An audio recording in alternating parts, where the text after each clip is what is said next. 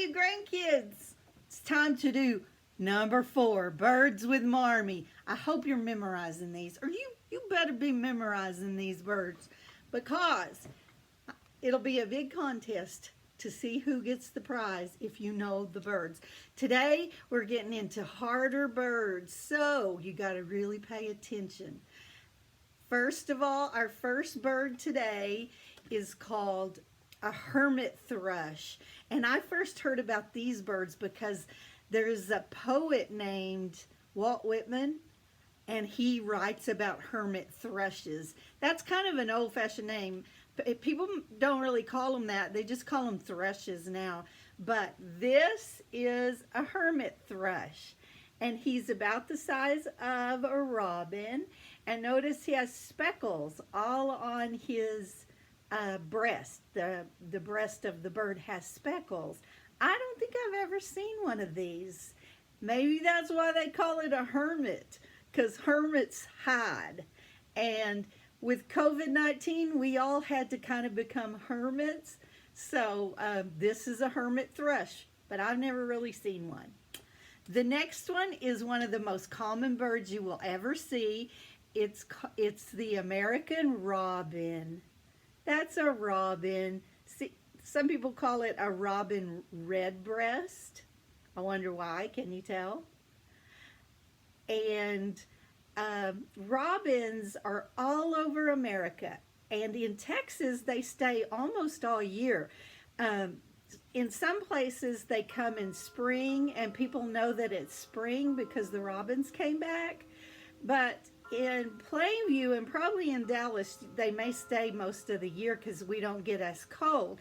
The main thing is when birds leave in the winter, it's not really because it's cold. Do you want to know why it is? Because all their water freezes. Like up north, if all the water is frozen, the birds don't have anything to drink. So they go south where the water's not frozen, and they live there during the winter, and then they go back up. So that's a robin, and I don't know how they sound. We'll have to figure that out, but that's a robin. Okay, the next bird we're going to do is called a northern mockingbird. Just remember mockingbird. Mockingbirds have a real long tail. You see that tail? We see a lot of mockingbirds here in Plainview, and I can always tell because they have that really long tail. Mockingbirds, do y'all know what mocking means? Mocking means that you're copying what somebody else is saying. You're mocking them. Mockingbirds can sound like all the other birds. So they sing songs and they copy other birds. That's a mockingbird. Mockingbirds have a reputation for being very gentle and kind. That's a mockingbird. Next is going to be a mountain chickadee. We already had a chickadee, but that one's called a mountain chickadee. Okay, the next one, I like this one a lot because it has a funny name. I got to sit up. I'm too short. This one is called a spotted towhee, and I guess it's because of the spots on the wings. It's a spotted towhee.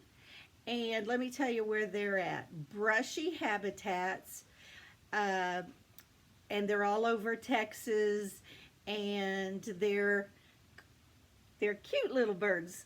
Towhee. It's Towhee. Towhee.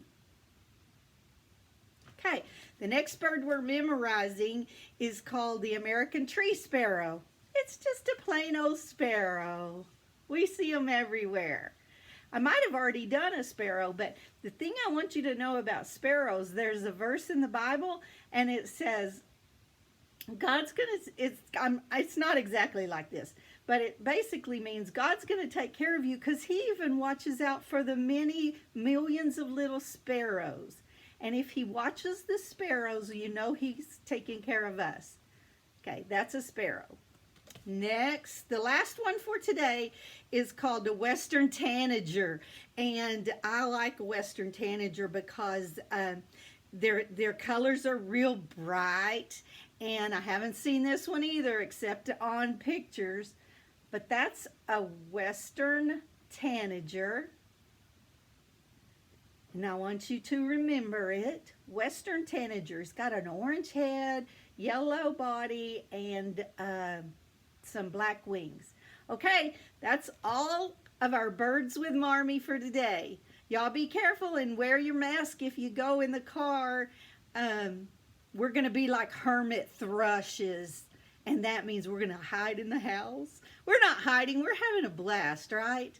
Okay, bye.